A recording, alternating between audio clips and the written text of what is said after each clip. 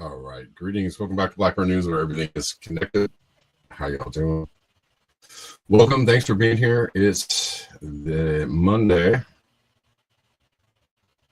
June 16th, and watched a lot of rockets flying over the weekend. Watched a lot of tanks squeaking down the street to no applause. Military parade looking like a giant flop. I don't know. I feel like it looks better when the mic isn't just shot somehow. There we go. Just move it closer to me. Something like that. I don't know. No notifications today or Friday? They just moved the doomsday clock? Well, yeah, that sounds about right on time. Yeah, can't rely on the notifications, y'all. Can't really do it. I think, if you want to enjoy the show, you're going to have to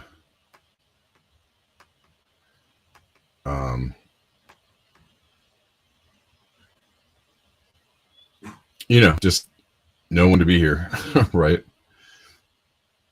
We are live on YouTube, on X, and on Telegram. Oh, let's start the show on Telegram. Maybe I should do that.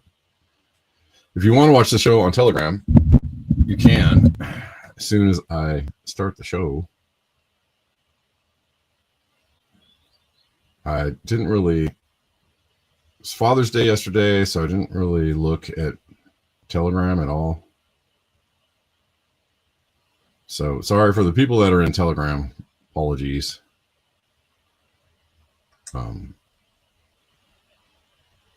Let's see. See if the show starts on Telegram. There it is. All right, there it is. Show's going on Telegram if you want to watch there.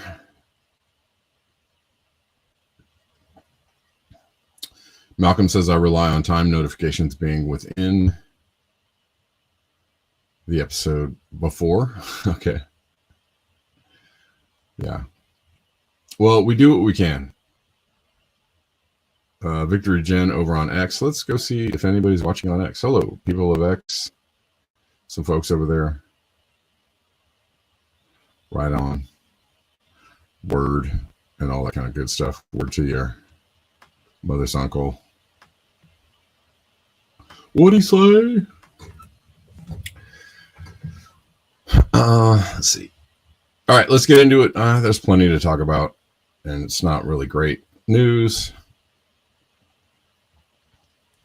Where do we start? Why's the news got to be so scary, yo?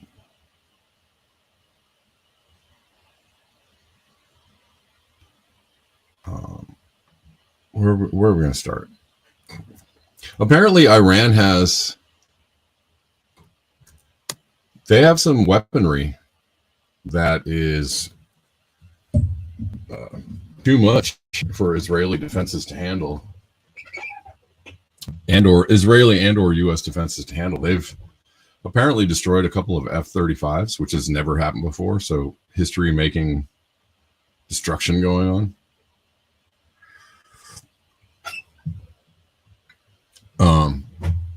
Let's see if we can see this.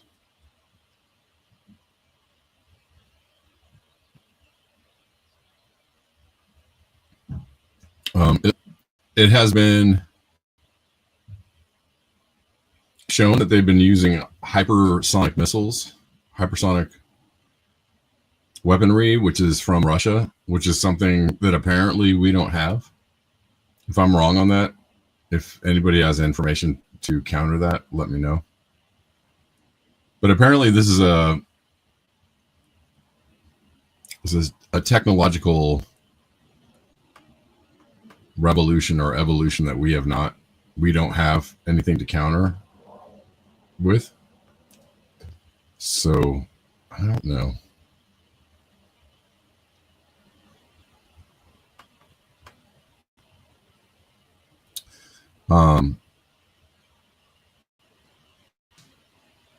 So there's that.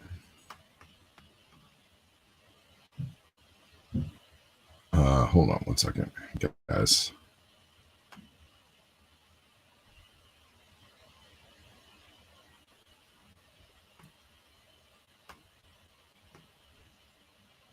All right. Can you see this? No.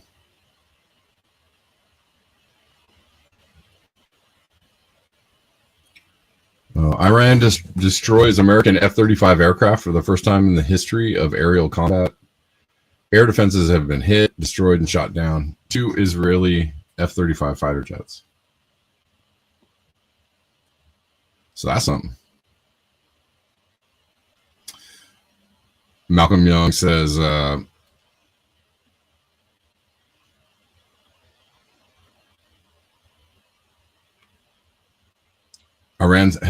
says Iran is about to say hold my beer with a massive strike, and they are telegraphing that.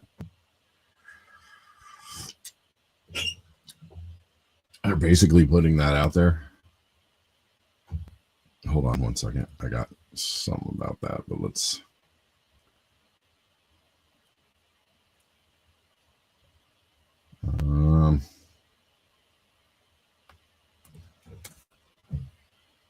yeah, right here.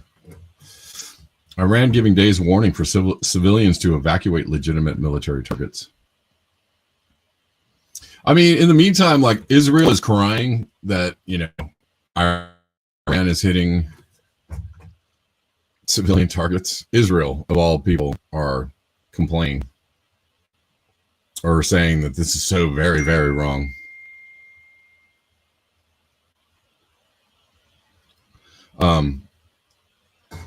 And, you know, what everybody should collectively say is shut the fuck up, you monsters, and you get what you deserve. That is what they collectively should be saying. Sorry, but if that offends anybody, but I don't give a shit.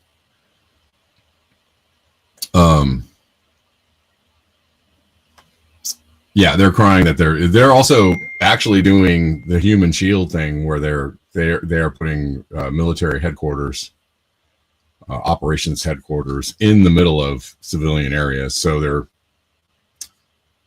they're kind of bringing it on themselves, right? Iran's hitting other targets other than, civilian areas, but they, are trying to target some things. But, this is called war, I think. Like, this is an actual war where there's two sides and they're shooting at each other, right? Like, that's an actual war. That's how wars go. And yeah, you're not supposed to target civilians.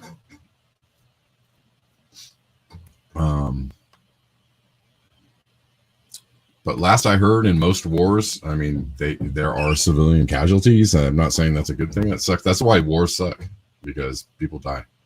War is shitty, and it would be better if this all ended. I did hear that Putin was trying to get Trump to he was trying to tell Trump there was a way to end this. He offered Trump an off-ramp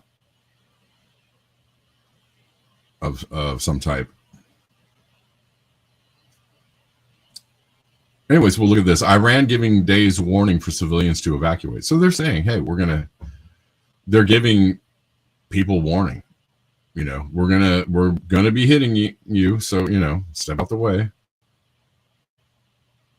Warns for civilians to evacuate legitimate military targets with maps, diagrams, and color that everyone can understand. They have showed great restraint for years. They continue to operate well within the boundaries of international law. The same cannot be said for the entity. Yes. I mean, it's not okay when anybody does it, but for Israel to complain about civilian targets, they just need to not do that, because you are not you're not the purveyors of moral authority on any level, on any subject, at any time, at any place. So just take a seat. Period.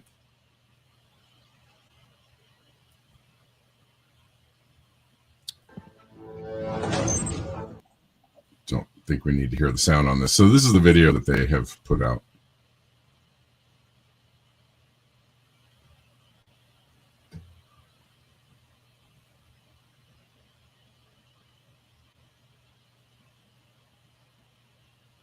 I guess this is a target that they're looking at hitting. What's worse is that they have shown that they have hypersonic missiles.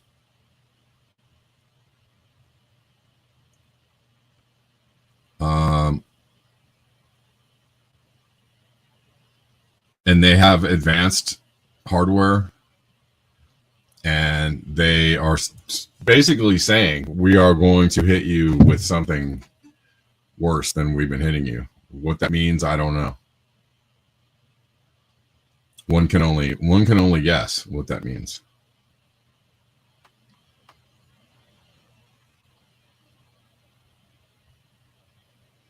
But they are letting everyone know this is going to happen, and so, you know, be prepared. All right. We got some people watching on X. I don't know if anybody's watching on Telegram. If you can see the show on Telegram, or if you're watching on Telegram, come over to the chats and give a shout.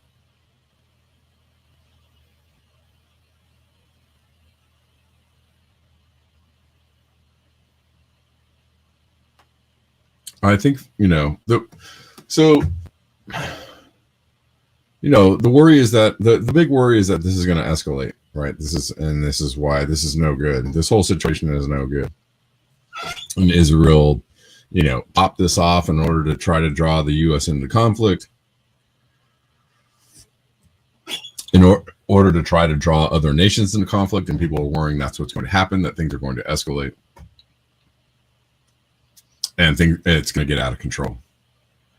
And it can do that very quickly. And, nobody wants that. Creative experiments, I think they're only using partial hypersonics. They speed up right before impact. I think the true hypersonics are hypersonic for the entire flight. Yeah, I've seen a couple videos.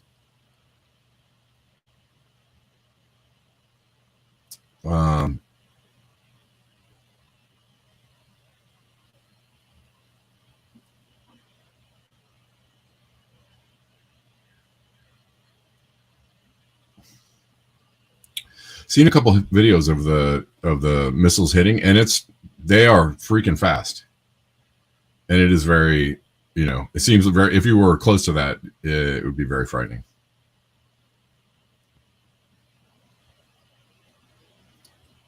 And they have something that can take down F-35, so there's that.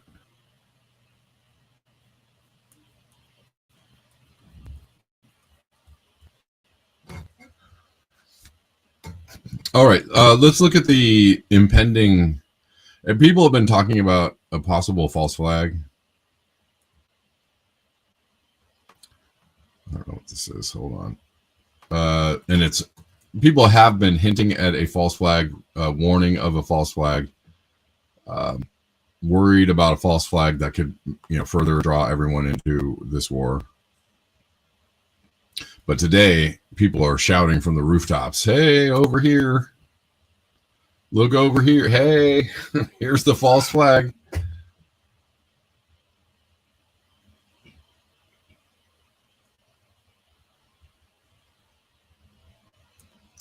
Judy Truitt says, Professor Morandi says Iran is going to beat Israel's butt.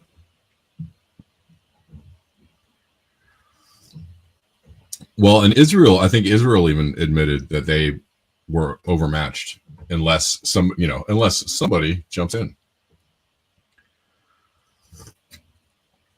They even said that they're probably not going to be able to, but they have a nuclear arsenal and Iran doesn't. So there's that. That's and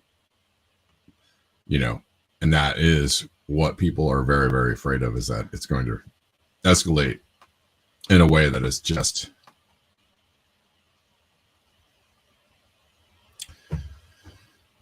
catastrophic, so there's that. Okay, what are we looking at? We're looking at this. We're looking at false flags, macroaggressions. Charlie Robinson, moving the false flag target into place. So this is what everybody's talking about. The Nimitz is being deployed to the Middle East. The aircraft carrier is 50 years old and is set to be retired next year. So why is it being moved there?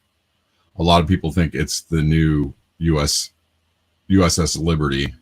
It's being placed there to be attacked and to pop things off. And here is James Lee with a really damn decent look at this. If you like James Lee's work, and I think a lot of people do. It's going to escalate just like Macy's. No, many know Israel mistakenly, quote unquote, attacked the USS Liberty in 1967. That was absolutely not any kind of mistake. Fewer know it may have been part of a CIA Mossad false flag op called Project Cyanide to spark regime change in Egypt. With the USS Nimitz headed to Iran, you have to wonder, is history repeating itself? Here we go. Is it possible that we would blow up our own ship just so we could go to war? Because when I saw this news this morning, major alarm bells started going off. So if you don't already know, this is the story of the USS Liberty. Story time, children.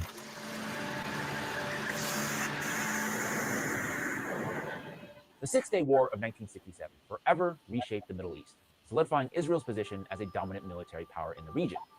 But the lead-up to this conflict was marked by intense geopolitical maneuvering and escalating tensions, including the threat of the Soviet Union joining the conflict on the side of the Arab nations.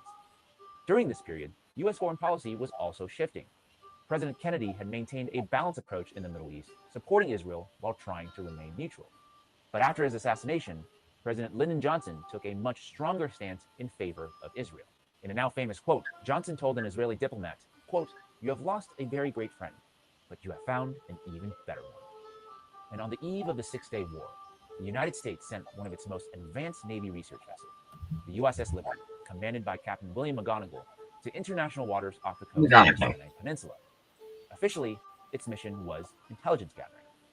But some aboard the ship allege there was a far more sinister plan at play.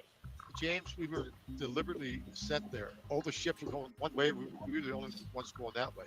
We were sent there by the Johnson administration in collusion with the Israeli government to sink that ship and blame it on the Arab states. On May 30th, 1967, just 10 days before Israel's attack on the USS Liberty, General Mir Admit, the head of Mossad, the Israeli equivalent of the CIA, flew to Washington, D.C. for a series of secret meetings.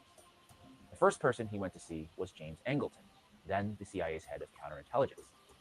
He then went to meet with CIA boss Richard Helms, and then finally a meeting with Robert McNamara, the Secretary of Defense. I told him, look, we don't want even one soldier from you. All what we want from you to stop the Russian coming into the arena, and number two, to help us after the war. So when I finished, he asked me two questions. One, how long it would take? I said 1 week. How many casualties? I told him less than the War of Independence. So I asked him, Mr. Secretary, what do you advise to me?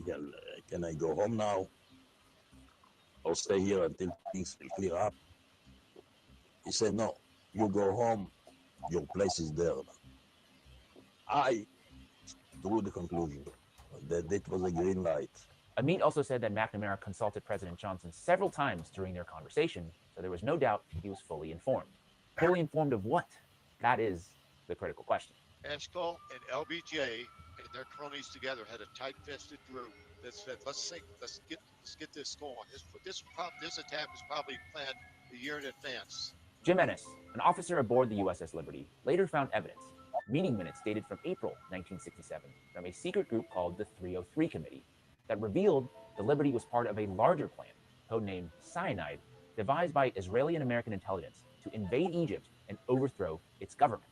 Operation Cyanide was a joint Israeli-American venture using submarines and other covert-type intelligence gathering efforts against the UAR. There was nuclear aircraft, SAC airplanes, on their way to Cairo, even before we got attacked. In his book, Operation Cyanide, investigative journalist Peter Hunem recounts a chilling story from the early hours of June 8, 1967. Jim Nanjo, a U.S. Air Force pilot stationed at Beale Air Force Base in California, was abruptly awakened between the hours of 2 and 4 a.m. by blaring klaxons. He and his fellow aircrew quickly scrambled to their B-52 bombers, reportedly armed with thermonuclear bombs, and were ordered to wait at the end of the runway for further instructions. They remained there for what he said was 4 to 6 tense hours, awaiting a potential go code that could have sparked World War III. Finally, a coded message ordered them to stand down, and the emergency was over. However, Putnam noted something strange. The klaxons had sounded between the hours of 2 to 4 a.m., before the USS Liberty was attacked at 5 a.m. California time, suggesting that the US military and President Johnson had knowledge of the impending attack on the Liberty. Meanwhile, back in the Mediterranean, the Liberty was under a deadly assault by Israeli fighter jets and torpedo boats. A declassified CIA document from November 1967, still partially censored, is quoted as saying the then Israeli Defense Minister, Moshe Dayan, personally ordered the attack on the ship, and that one of his generals adamantly opposed the action and said, "This is pure murder." In 2017, Israeli newspaper Haaretz published transcripts proving that the Israeli pilots were aware the Liberty was an American ship. "This is an American ship. Do you still want us to attack?" "Yes, follow orders." "But sir, it's an American ship. I can see the flag." "Never mind, hit it."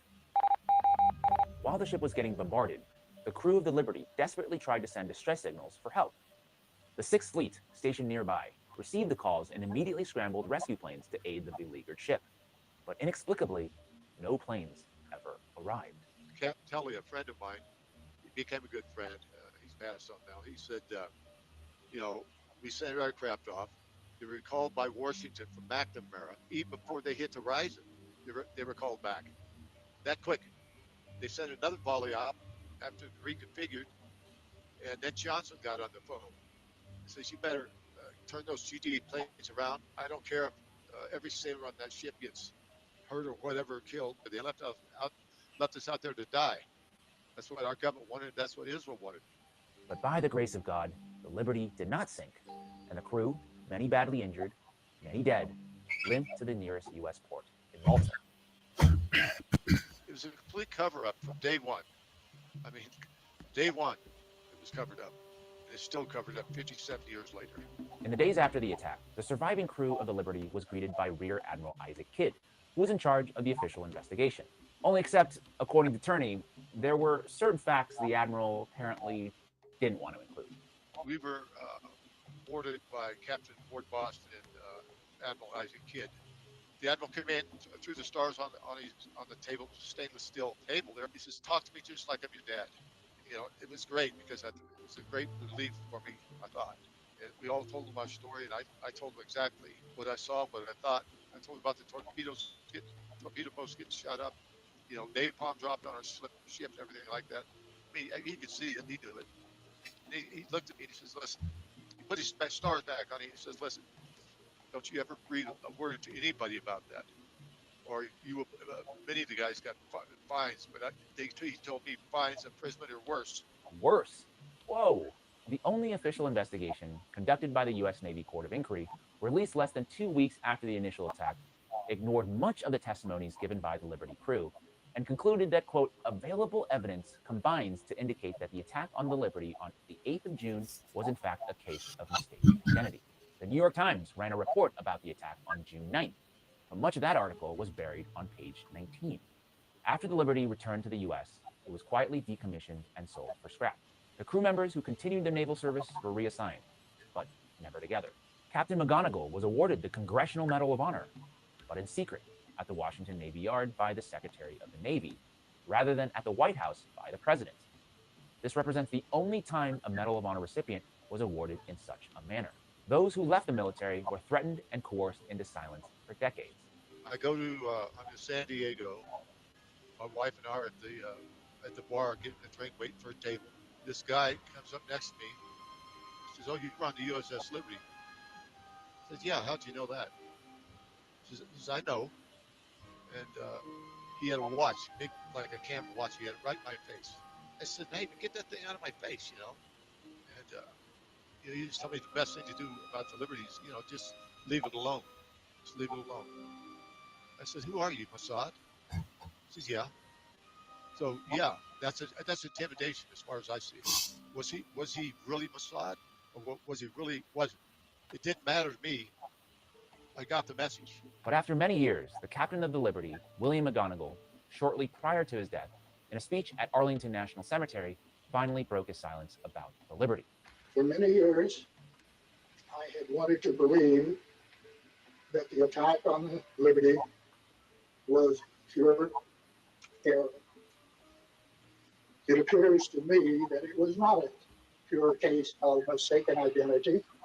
I think that it's about time that the state of Israel and the United States government provide the crew members of the Liberty and the rest of the American people the facts of what happened and why it came about that the Liberty was attacked 30 years ago today. And fast forward, it's been another 25 years since, with no investigation to speak of. Is it possible that we would blow up our What own happened? Okay, I did get your article. I just got it, Bella. Thank you. I'm gonna have to read it because it looks good.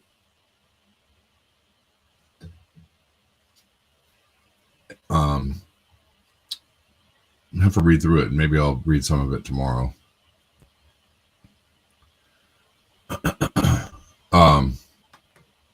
Yeah, so are we about to see another? That was kind of a long little mini doc there.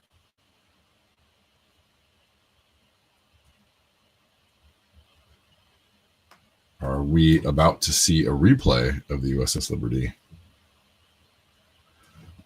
for the purpose of ramping up something out that way right now? Well, maybe we don't need an excuse, or maybe the excuse is going to coordinate with this. At least 25 air tankers are en route to Europe and the Middle East from the U.S. right now. Prepare for draft day, says Chase Geiser. And let's see. Where is Max Blumenthal? Gigantic U.S. Air Force deployment is currently underway. And he's talking about this as well. He gives a little bit of a longer false flag summer. Yep. False flag / Nazi summer. Oh my God, it's late in the show already. Golly, guys, sorry.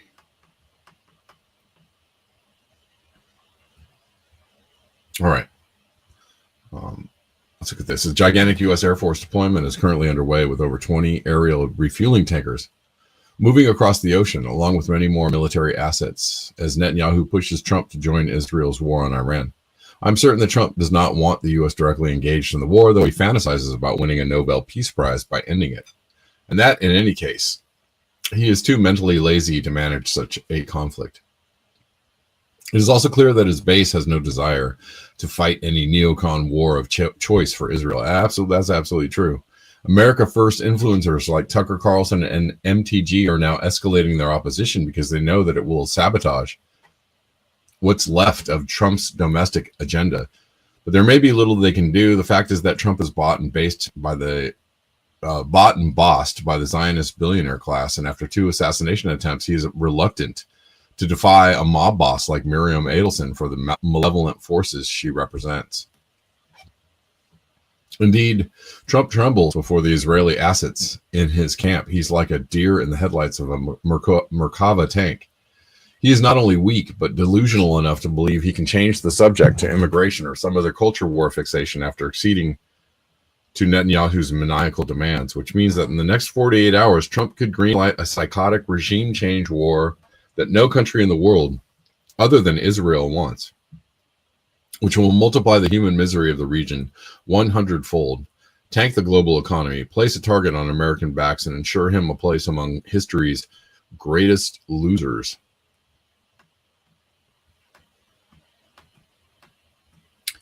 And I think that might already be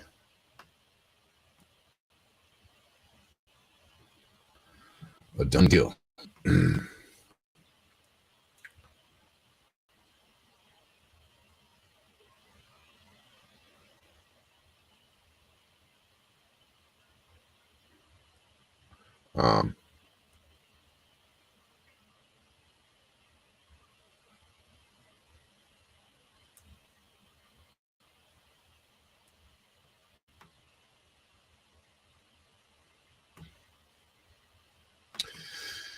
All right.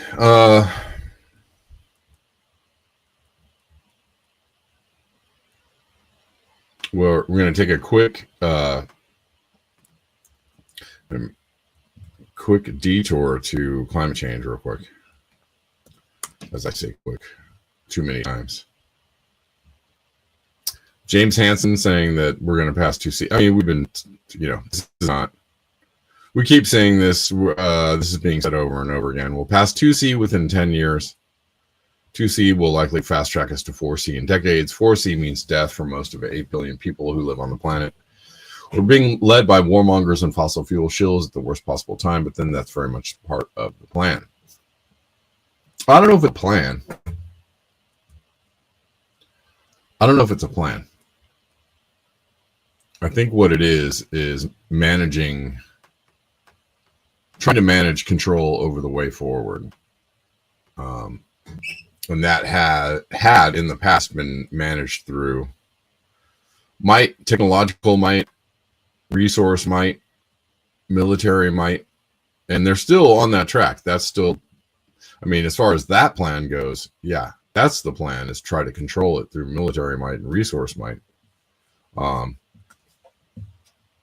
But as far as like the plan, it's, a plan to destroy the planet by obliterating it and poisoning it. I don't know if anybody consciously plans stuff like that. But that is the fallout. That is the fallout from all of the things we are doing. If your whole civilization or your whole species is geared to take and just read Dr. Seuss.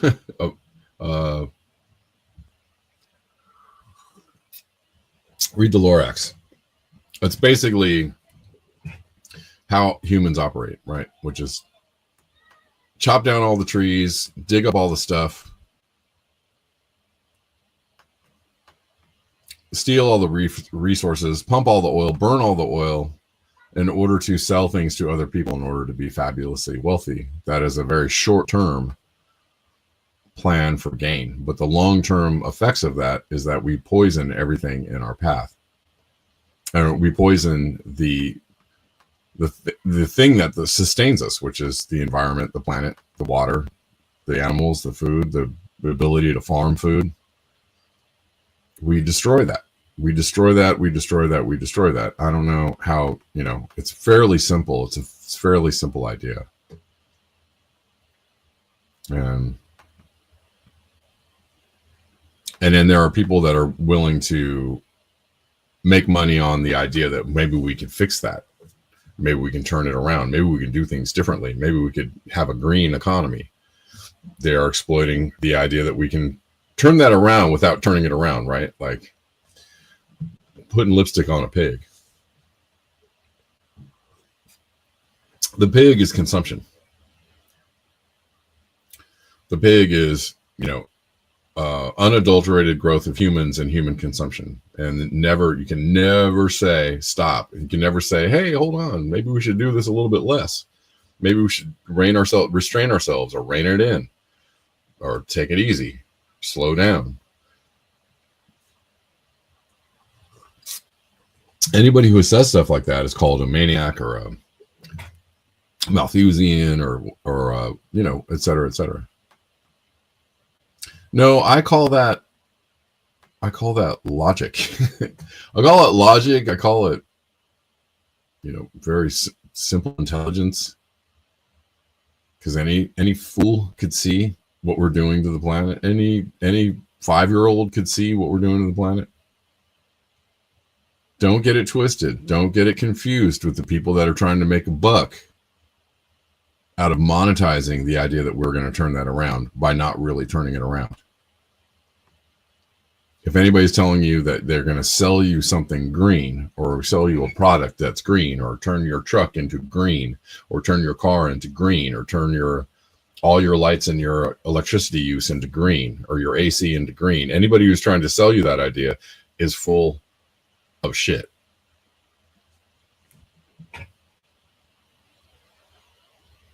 And so there are people trying to profit on people who can see what we're doing to the planet, but don't know what the real path forward is, or what a possible path forward is.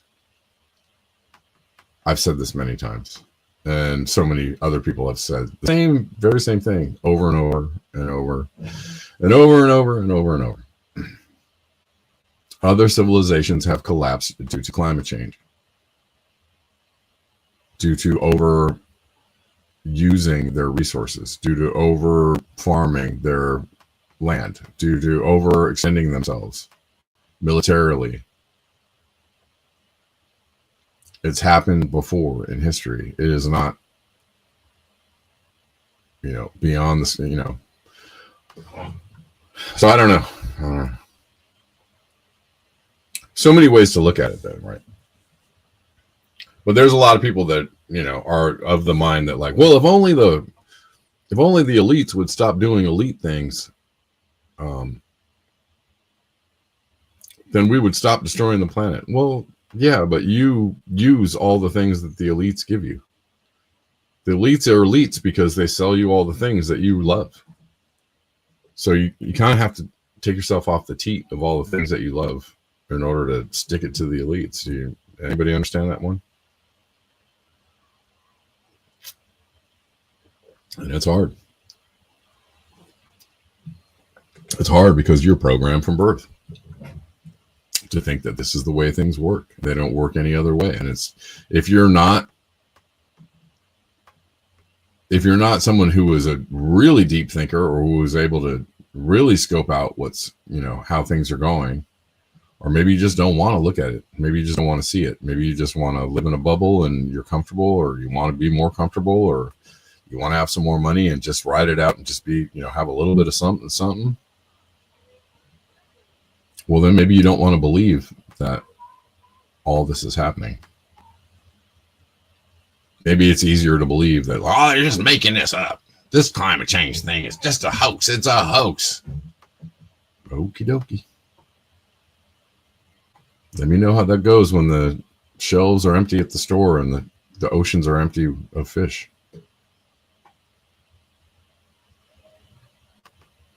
And everything you try to stick in your mouth is poisoned. Let me know how that goes. Because that's climate change. Climate change isn't just CO2. It's, everything you stick in your mouth is poison. Everything you stick in your mouth is full of microplastics.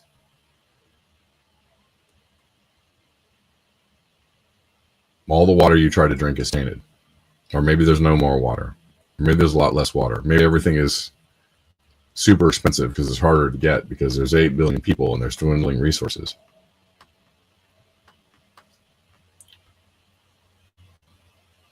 Oil is forever, I hear some people say. Great. That'll be awesome. I don't know any resource on the planet that's forever.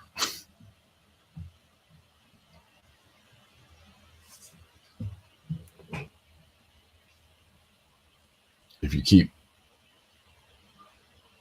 sucking it up, I drink your milkshake. I drink your milkshake.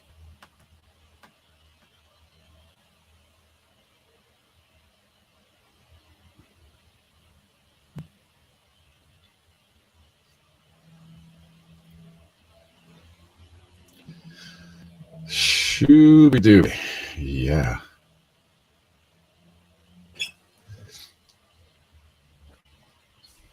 But that's really depressing. So I know, and not a lot of people want to have that conversation either. So just, write it out. Enjoy yourself if you can. Be kind if you can.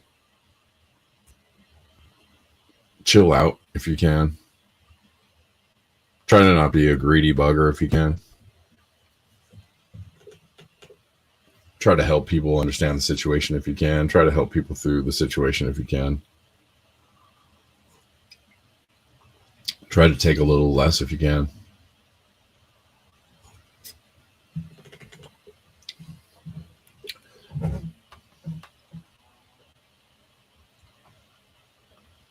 I don't know.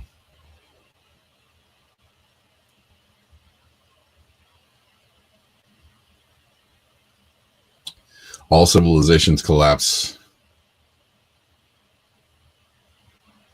have collapsed into their own ecological footprint. All right, well, that's, all I'm going to say on that, but we've been watching this. It's a slow moving situation, but it keeps moving.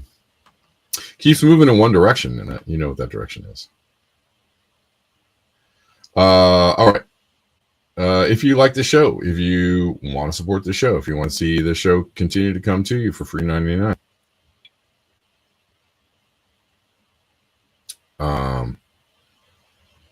you can do that in the description box. There's lots of ways to support the show in the description box. There's so many links there, all the regular links that you may want to find. You might want to find Venmo, PayPal, Cash App, Zelle, Buy Me a Coffee, Ko-Fi, Patreon, Substack.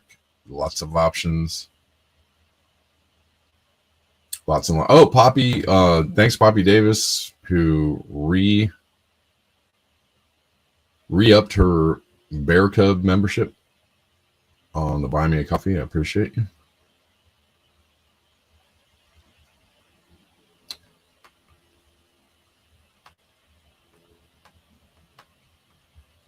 Haven't seen Poppy Davis today, but maybe she'll be in later. Oh, wait, it's already later.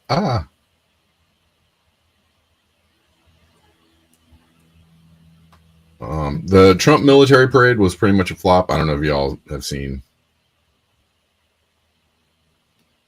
much of the footage. There's a lot of footage of empty bleachers and empty streets.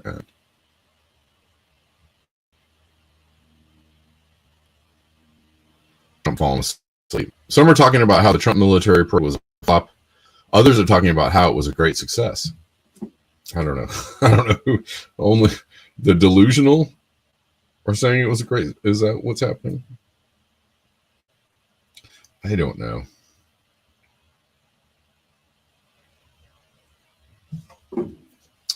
But very few are talking about how Palantir funded it, and this partnership was the whole point. Apparently, too, Walmart funded it, or the Walmart heiress.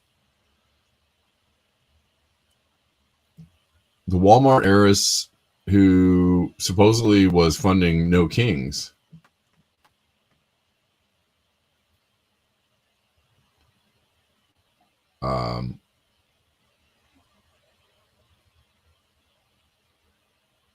Was said to be been a funder of the parade, the military parade. So that's, right? That's a weird thing. But Palantir, yep, all up in everything. They're all up in everything. Can't stop being up in everything. And I think that's the goal, is to just continue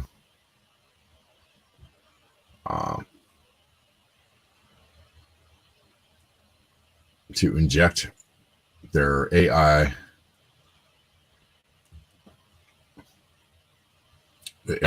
goodies into like pretty much everything that's going on.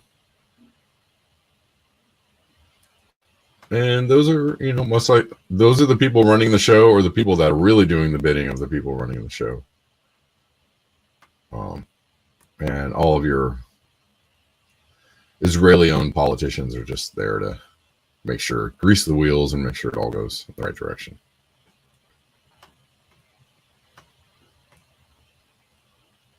And we have big fears about that direction. Yikes.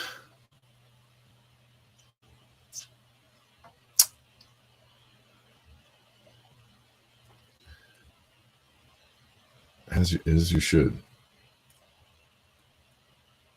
Let's see what else we got here.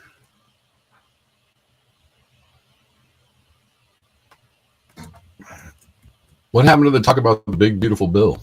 Anybody still talking about that? There's lots of crazy stuff in the big beautiful bill that people are not aware of, paying attention to. I'm not going to talk about it today. I'll try and get into it a little more if I can tomorrow. This is something that Trump put out John Jackson says this is illegal on so many levels. He's declaring war on specific areas based entirely on their voter registration, which is a form of speech and protected political choice. It's vote Republican or I will punish you. Incredible, out in the open, lawless.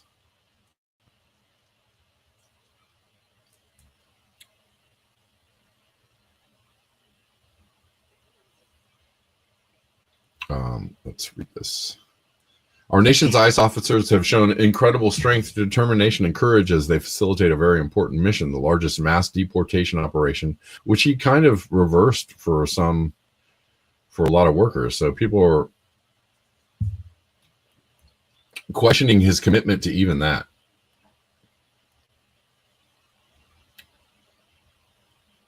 Every day, the brave men and women of ICE are subjected to violence, harassment, and even threats from radical Democrat politicians, but nothing will stop us from executing our mission, and fulfilling our mandate to the American people. ICE officers are herewith ordered by notice of this truth to do all in their power to achieve the very important goal of delivering the single largest mass deportation program in history.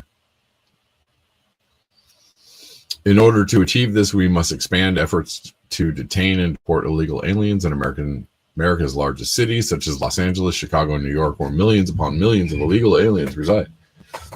These and other such cities are the core of the Democratic power center. So, okay, where they use illegal aliens to expand their voter base, cheat in elections, and grow the welfare state, robbing good-paying jobs and benefits from hardworking American citizens. All of these are just lies, lies, lies. Like the Thompson twins said, lies, lies, lies. Yeah.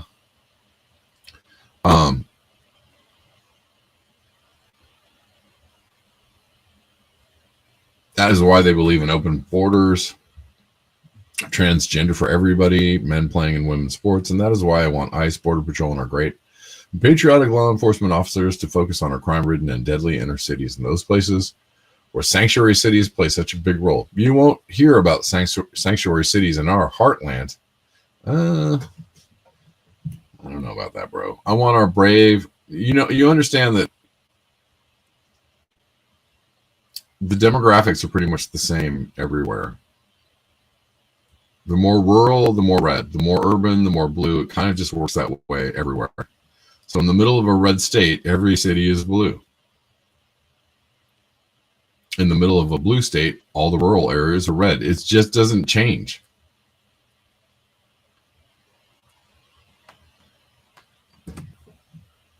Which, makes you wonder about our election system, the way it runs, but that's a different subject for a different day.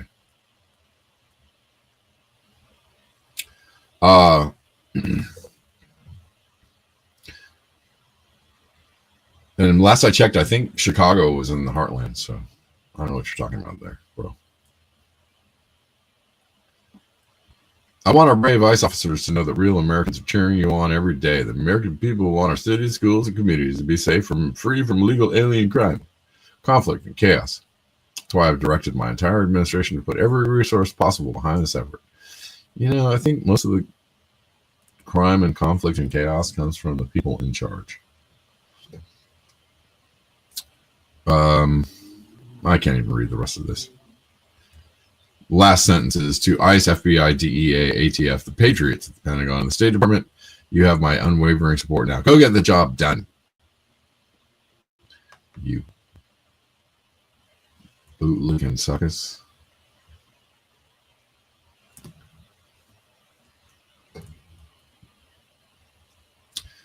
All right.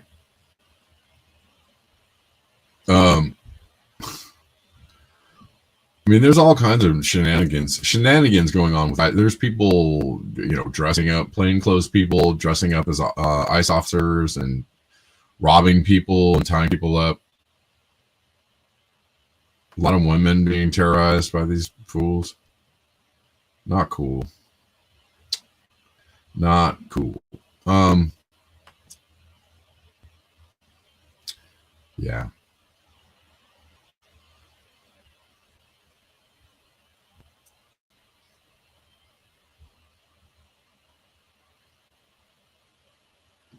All right, Malcolm Young.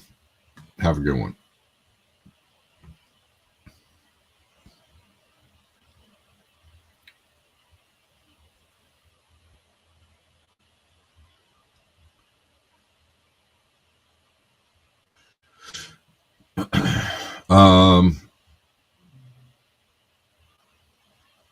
There was also,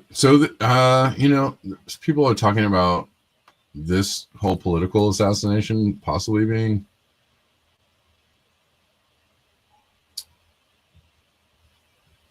I can see how the assassination in Minnesota could be used as a false flag type of event. And they do use the word alleged in this article here. Vance Luther Bolter, 57, was arrested on Sunday evening after a 2-day manhunt by Minnesota authorities and the FBI. He's accused of targeting and attacking Democratic state lawmakers. Representative Melissa Hartman and her husband were killed, while Senator John Hoffman and his wife remain hospitalized. Officials reported that Bolter impersonated a police officer using a law enforcement style SUV and uniform. That's, going on all over the place. Found in his vehicle were multiple assault rifles. The incident has reignited national debate over political violence, public safety, and civil liberties in America. So even though this was enacted, Creative Experiment says the assassination looks like Mossad straight from Tel Aviv. Yeah, I mean, he's a contractor out of Congo. Yeah. Well, and also not only that, as apparently he worked in the Waltz administration on some level. Is this, even though this is against a Democrat, is this going to be used to try and clamp down on people even harder?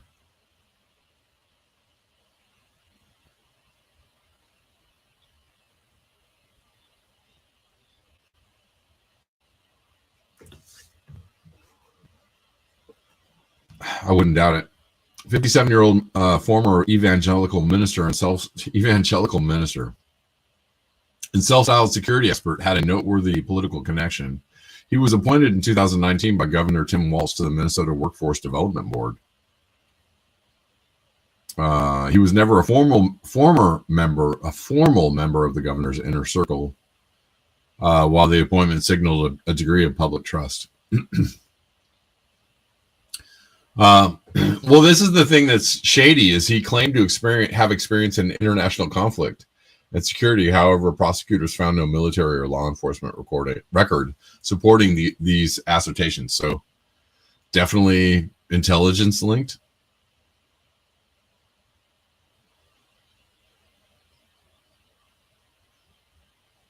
You think?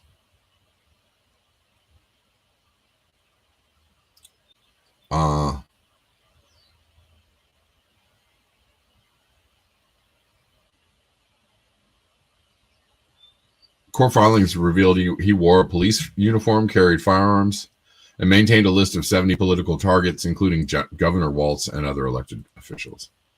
And then they were like, there's an increasing increase of lone gunmen out there. Lone gunmen out there.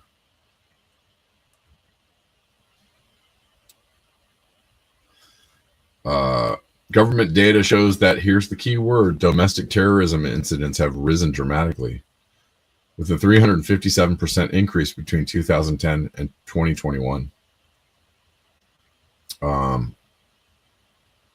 Bolter's arrest. Okay, so plots targeting government officials or public institutions have nearly doubled since 2016.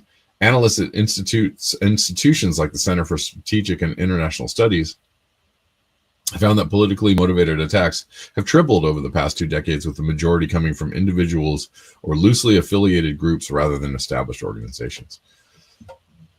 Bolter's arrest fits within this pattern.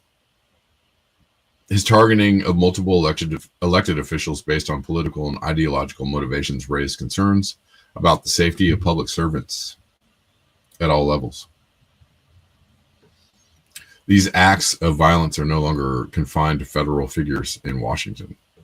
They now reach deeply in state capitals and local communities where public officials often lack the resources for they lack the resources for personal protection. Do they? Do they?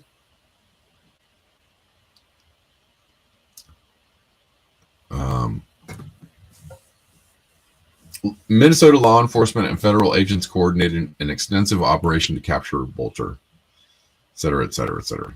What does this mean for free speech, political dissent? I don't know if I'm going to read too much more of this, but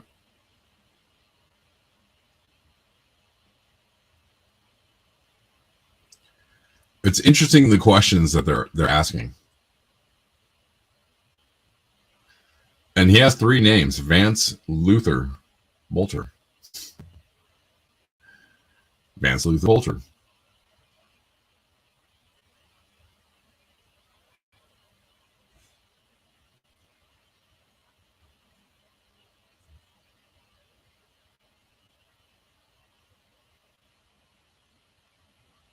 Some are mentioning MK Ultra. Well, sure.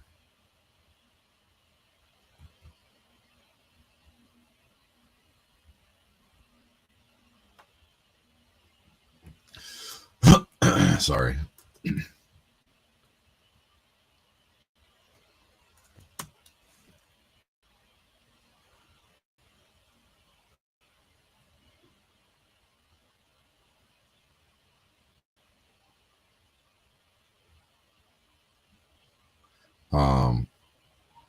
Hold on one second. I'm just looking at a few things.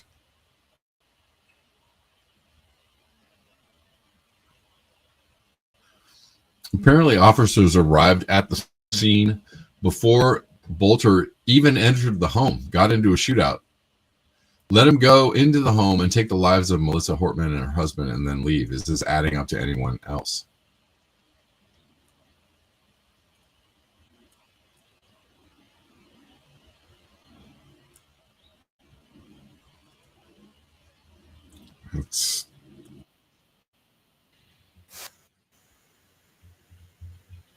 Belter then traveled to Brooklyn Park, Minnesota, in the home of Minnesota State Representative Melissa Hortman. At approximately 3:30 a.m., Belter arrived at Representative Hortman's house in his black SUV with the police license plates. He parked in the driveway and left the emergency lights on his SUV flashing as if he was a police officer. Belter approached Representative Hortman's home, again dressed as a police officer, wearing the tactical vest and body armor, and wearing that hyper-realistic mask. He was armed and carrying a flashlight. Hyper-realistic mask. Before he entered the home, 2 Brooklyn Park police officers arrived at the scene. They too had been dispatched to check on Representative Hortman after learning of the shooting of Senator Hoffman. When they arrived at the scene, they saw Belter's black SUV parked in the driveway with the emergency lights flashing, and they saw Belter standing in front of the house several feet from the door. When Belter saw the officers get out of the car, he drew his weapon and began firing. He rushed into the house through the front door, firing into it. He repeatedly fired into the house, and when he entered, he murdered Representative Hortman and her husband, Mark. The Brooklyn Park police officers fired at Belter as he rushed into the home, but he escaped into the home and out the back. Officers recovered Belter's 9mm Beretta, along with the body armor and the mask, behind the home along his path of flight when he fled on foot. They later searched Belter's car, where they found 5 more firearms, including assault-style rifles and a large quantity of ammunition. That is a weird story for sure. Belter also had in his car notebook. That is a weird story.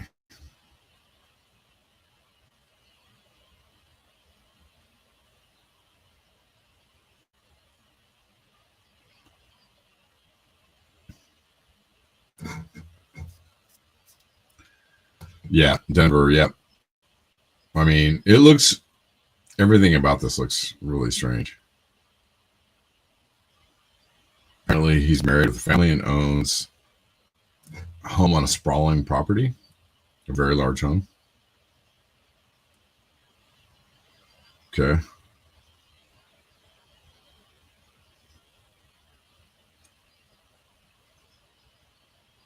Wow. Worked for a security firm, Praetorian Guard Security, where he was involved in security situations in West Bank, Gaza, and Lebanon. Okay.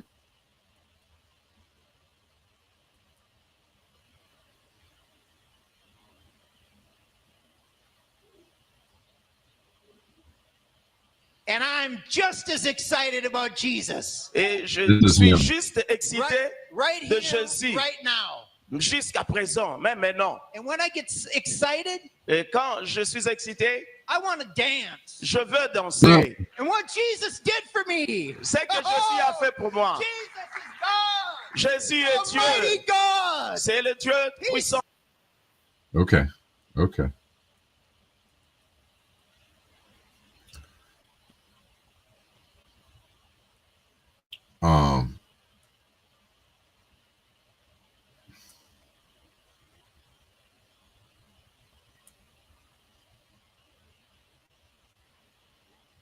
Apparently he was a 7-Eleven manager who was struggling financially, or that was his cover.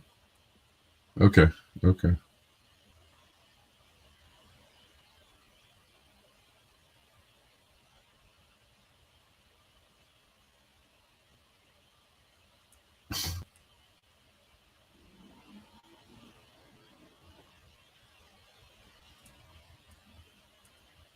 What is this? No, because he was on call for work and he'd always say, yeah, I need rest for work. So I'm sharp because he was extracting eyeballs. So got to be sharp for that. What? He was extracting eyeballs? Okay, this is weird. I'm just scrolling through some posts about him. So anyways. Yeah, he looks like a buddy of Ned. Ned.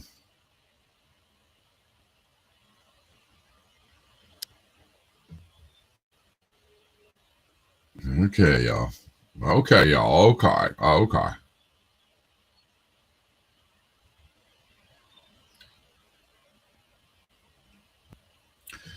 Let's see. Have I covered most everything that I wanted to cover?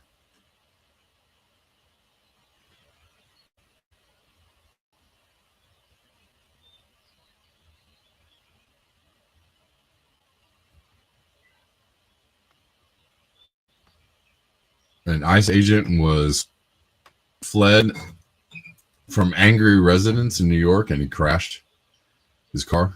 So here's, more examples of people being mad enough to chase the ICE away. Oh, geez. Oh, geez, man. Hold on one second. Stop sharing. Let's redo this.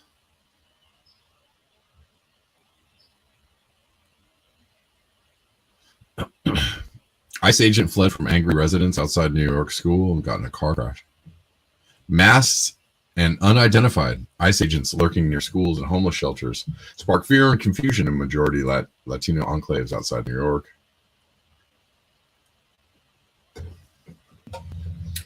A dozen or more masked men, some with long guns, tried to enter a men's homeless shelter without identifying themselves in a rural town. The long-standing immigrant community on eastern Long Island in New York, officials from the local police department later admitted they didn't know where the masked men came from, only adding to local residents' concern.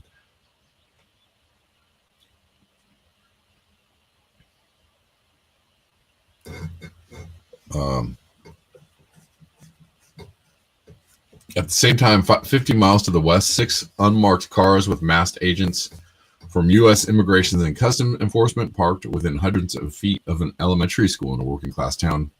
The large Latino population. In response, a group of residents gathered to shame the agents, accusing the agents with ICE's Homeland Security Investigations, or HSI, of lying in wait to snatch the parents of students when school let out.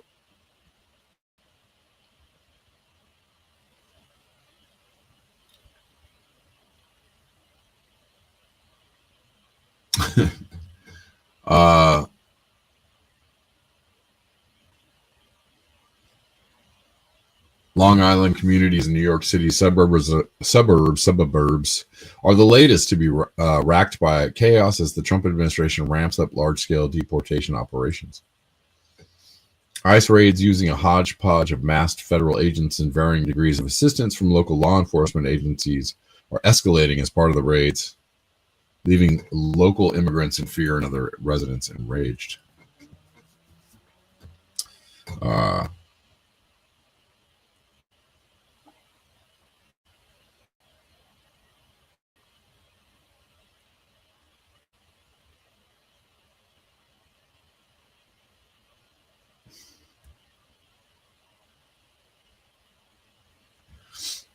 So they basically confronted him and made him run away, which is what people should be doing.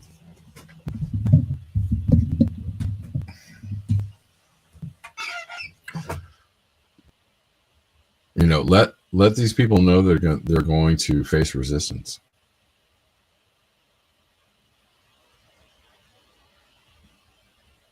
Yeah, I think, you know, Trump is going to go down. They thought he was going to you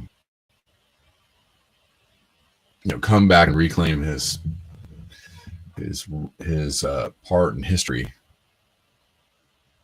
Some kind of, you know, I feel like people were, of course, his supporters were claiming and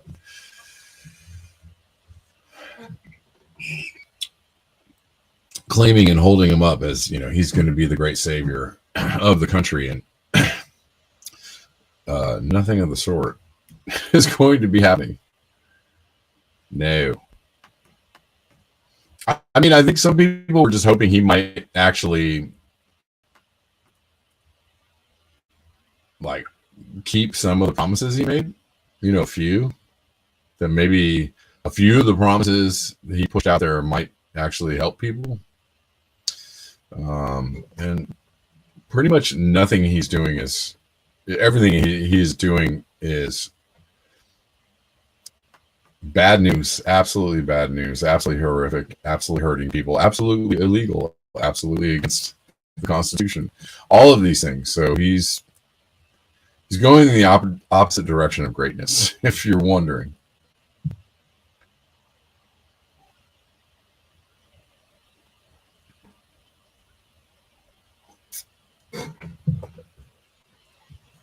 The thing is that unintended consequences or blowback are things that these folks in charge think, you know, won't happen to them, or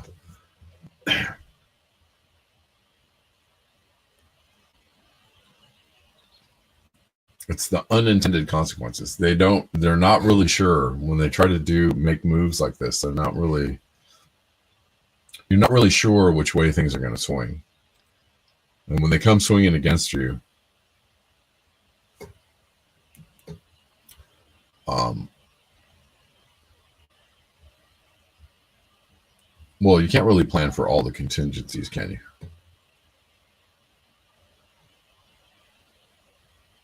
Especially when these people are stuck on stupid.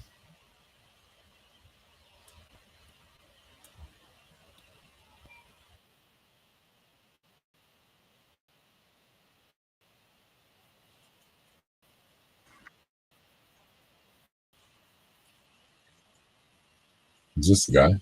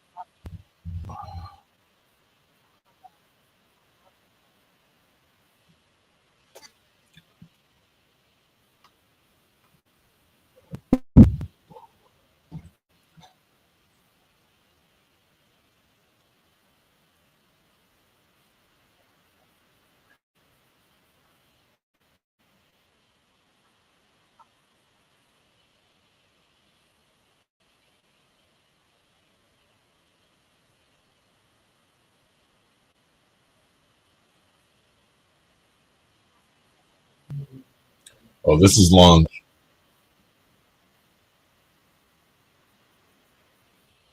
All right, we're not gonna watch this whole thing. It's like an hour long.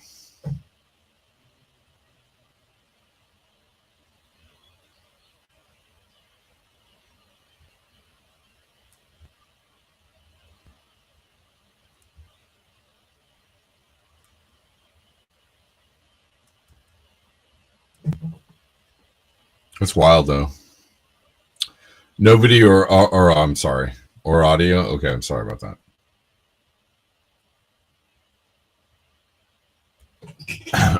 Were you guys just listening to silence? I'm sorry. My bad. Oh, you can't hear or see what? I'm sorry. I'm sorry.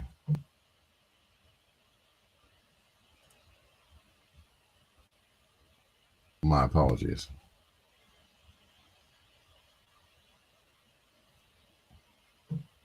Yeah, well, I mean, basically, these folks confronted this guy, took off, got in a crash, left the scene, kind of like what happened in LA with the ICE agents that like rammed a vehicle, and things got a little hot, and they just bailed. So they don't seem to organize. They don't seem to know. I mean, they're carrying out their orders in such a ragtag kind of way. And they're obviously not following the law. They're just following Trump's decrees. And there's just not not enough conviction of purpose, I think.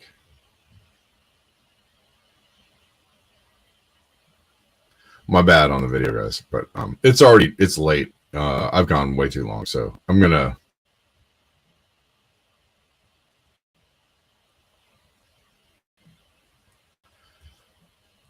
sign off, and I will see you guys tomorrow at the regular time of 12 p.m. Pacific. Thanks for being here, everybody.